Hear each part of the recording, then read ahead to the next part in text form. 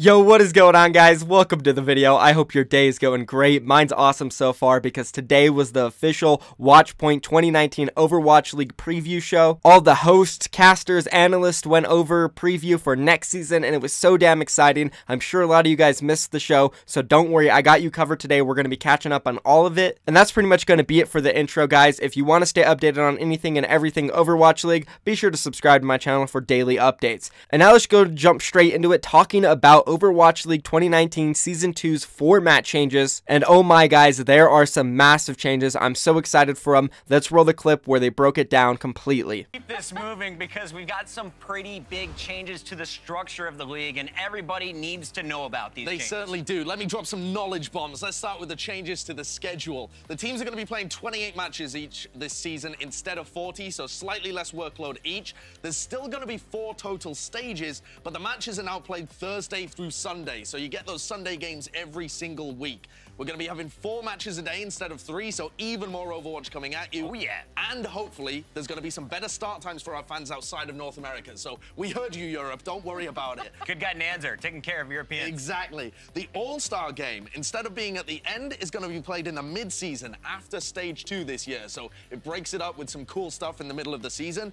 And the most important thing, for the first time ever, the Overwatch League will be playing matches on the road in different teams' home arenas, which is going to be sick. That was kind of the whole the thing that made the Overwatch League so unique, and it's amazing that we're getting started with that already. I hope we can travel. There's been a lot of off-season activity between all the teams, and it looks like a lot of fun. And 2019 in general is just going to be freaking awesome. Our commissioner, Nate Nanzer, will be on to talk a little bit more about those road games later in the show. But SOE, let's talk a little bit about the stage playoffs. How are they different in 2019 from what we saw this year? Yeah, Pocket, I think the biggest difference we are going to have is that now we're going to have the top 8 teams making it to the stage playoffs instead of just the 4. And the division winners will be given the first and the second seed according to their stage record. And the stage playoffs are no longer just one day. Now we're going to be playing for 4 days straight, with the quarterfinals being a first to 3 map wins and the semifinals and finals being a first to 5 map wins. So more game, more time to play. That's going to be I like sick. it. Now, Bren, that was for the stage playoffs, but let's talk about the season playoffs. When the serious money is on the line, what are the differences this time around? That's exactly right, Puckett. I mean, the season playoffs are changing up in quite a huge way as well. We're going to have 8 total teams making the playoffs, but only the top 6 teams will automatically qualify for it. We're going to be having a play-in tournament, and I mean, guys, this is going to be incredible. The teams that end the regular season in places 7 through 12 will compete in a single elimination tournament for those final 2 playoff spots. I like that a lot. That's like do or die mode right there. And even if you drop off in the regular season, it allows you, like, if you really peak towards the end, you can still make that run. Like, Dallas Fuel last season still could have made the end of season playoffs, which is awesome. Heating up at the end. Exactly. Don't wait so long this time around, teams. All right, big changes across the board next year, but now it's time to reveal our opening matchup for the 2019 season. Are you guys ready?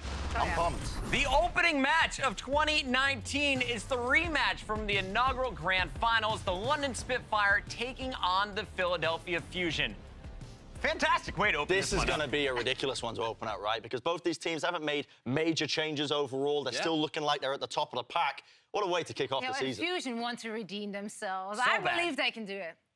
Oh my, there's so much to talk about, guys. Starting off with the first changes, we have 28 games going into the season. Most of us already knew that. I think Benchmob leaked it a while ago, but everything else is pretty damn new. Road games? Oh my. So if you're an Overwatch League fan and you have an actual team in your city, you will be able to go and watch your team perform live. That's crazy. This is going to give us a chance to see who actually has the strongest fan bases in the Overwatch League. Now, I'm assuming that most of these road games will be played in America. There probably will be one in like Paris, one in London, maybe a couple in China, but in general, I feel like most of the road games that are played, which I doubt a lot of them will be road games this season, it's probably just testing grounds for Season 3 when they really want to make the league global and have everybody travel to their own stadiums. But it's still super exciting. I bet there's some amazing fan bases in North America. Of course, Houston Outlaws comes to mind, the LA teams, San Francisco, they have a strong fan base. Of course, the Dallas Fuel, New York Excelsior, oh baby.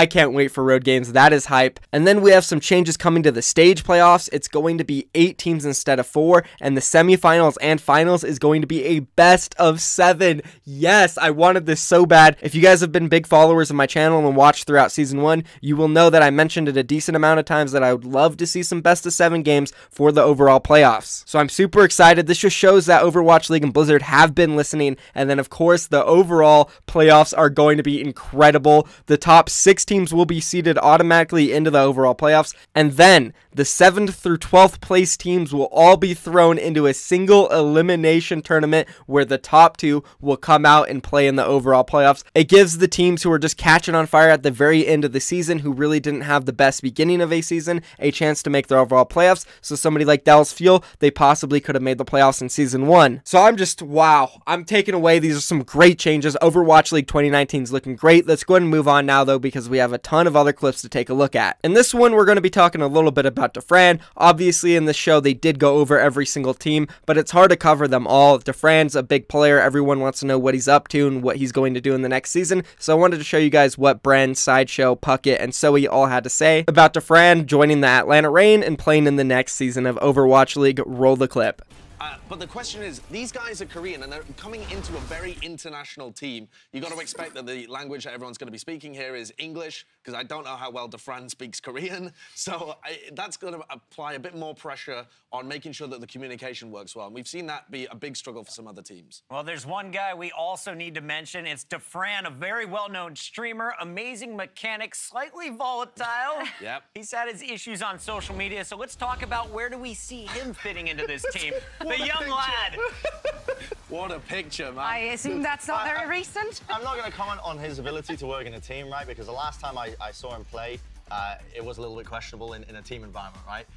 But his mechanical skill can't be denied. I mean, you're looking at the shots here from this promo piece that Lanta put together. He's got to be one of the most mechanically skilled Western players right now in Overwatch, like without a shadow of a doubt. It's going to be entertaining either way watching Dafran, I think, because if he performs to his highest level, that's always insanely entertaining. If he utterly implodes and it just goes bananas, that could also be super entertaining. And you've got to, like, genuinely, they must have had to weigh this up, though, when they picked up this guy, because he's kind of had that kind of explosive nature in the past. That's the thing. Like, I do think that Atlanta knows what they bought with Dafran. They know what they're getting, and I'm pretty sure that they are setting up infrastructure and an environment, a team environment, where a player like Dafran can focus on what he's truly good at, which is being an amazing player. We know he's going to sell jerseys. That's one thing that is 100% accurate. Let's move on. And Dafran is 100% going to sell a ton of jerseys. I'm definitely buying one, and I'm definitely going to be giving some away during this season. You guys know I love giving jerseys away, so stay tuned for that. It's honestly an interesting topic. Dafran, he could either come in and surprise everybody and have an amazing attitude and absolutely carry Atlanta,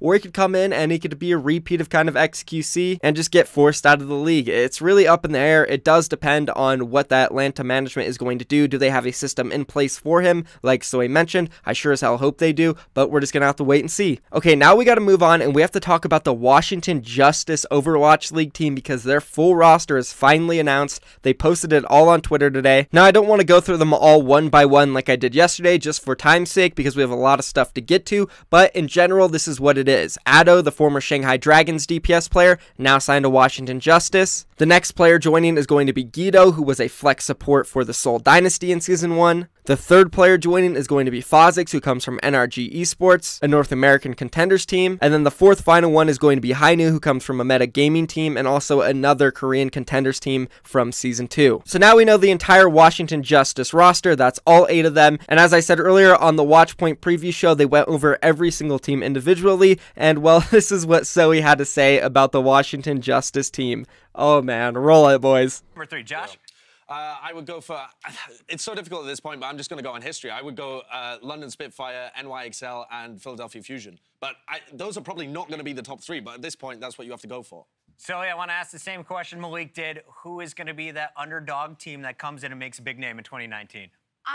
See, that's also a hard one, because there's a lot of teams in these lists where we just don't really know what they can do. I guess a big surprise is going to be, I don't know. I mean, Justice, if they win a game, I'm going to be super happy. I don't know. We don't know. Okay, I had to spice it up a bit. We're getting a little... Wow, SOE just coming straight at the Washington Justice, saying she will be hyped if they even win a game. What the heck? That's some... She's really going at it, boys. Honestly, I didn't expect that coming out from SOE because throughout the entire show, she was the one feeding positive and nice comments about every single team. They were talking about the Boston Uprising or the Chengdu Hunters saying that, oh, they might not be good this season. And she's like, oh, let's say positive things, guys. Let's be nice. And they talk about Washington Justice. Oh, I'll be hyped if they win a game. Brutal. Calling them out, guys. I love it. These are some of the best clips so far coming out from the show. Let's move on to the next one, which comes out from Nate Nancer, the commissioner of the Overwatch League, where he basically called out Twitch chat for the whole entire reinforce firing. Let's roll it. All right, well, one more question for you, Nate. What is the one thing that you want the fans to know going into the 2019 season? So the number one thing is that, you know, we're listening. I'm listening. I mean, take a minute. I know you're probably busy writing Justice4reinforce right now on Twitch chat. Just take a step away. Think about you know, what we're up to, what we've announced around the schedule, and send us your feedback. You know, I think you gotta love it, guys. Amazing clip there. You know, he's self-aware. He knows, boys. He knows. It's pretty funny. But now moving on to the last clip. This one's got to be my favorite of them all because, of course, it's about Prophet. And honestly, it's just a funny one. Let's roll it. We had one big steak dinner, and trust me, that was enough. Cost-wise, and also, you know, my guys are on the smaller side. But to be, I'll let you know, though, they finished all their steaks, and I was very impressed. Prophet finished his steak. Good to know. Absolutely, he did. I expect to see a bulky Prophet before the end of the 2019 season. But let's go back to what we were talking about a little bit before. Hell yeah, boys. Prophet is going to be bulked up for the end of the season. Nah, I'm just kidding. That was pretty funny. Anyways, that's going to be the end of the video. I know there was a ton of more things, but this is kind of the gist of it. I wanted to show you guys the new structure going into the next season and also let you guys see some of the funny and hilarious clips because they were great. I just want to let you guys know there is content galore coming for all of you, whether you enjoy interviews with the pro players. Oh, get ready because we got so many of them lined up, guys. We're going to be doing so many interviews with Overwatch League players. This is pretty much going to be my format for like the next month, guys. Every single day, I'm going to upload 2 videos. In the morning, it's going to be one interview with a professional player, talking all about Overwatch League Season 1 and Season 2. And then in the second video of the day, which will come out during the evening, it is going to be the series where I count down the worst to best teams in the Overwatch League, all 20 of them, guys. So that's what's going to be coming very soon. We're going to start it either tomorrow or the day after tomorrow. Get ready for it, guys. It's going to be content galore. If you're really excited to watch these videos, be sure to subscribe. But thank you guys. I'm out of here. Peace.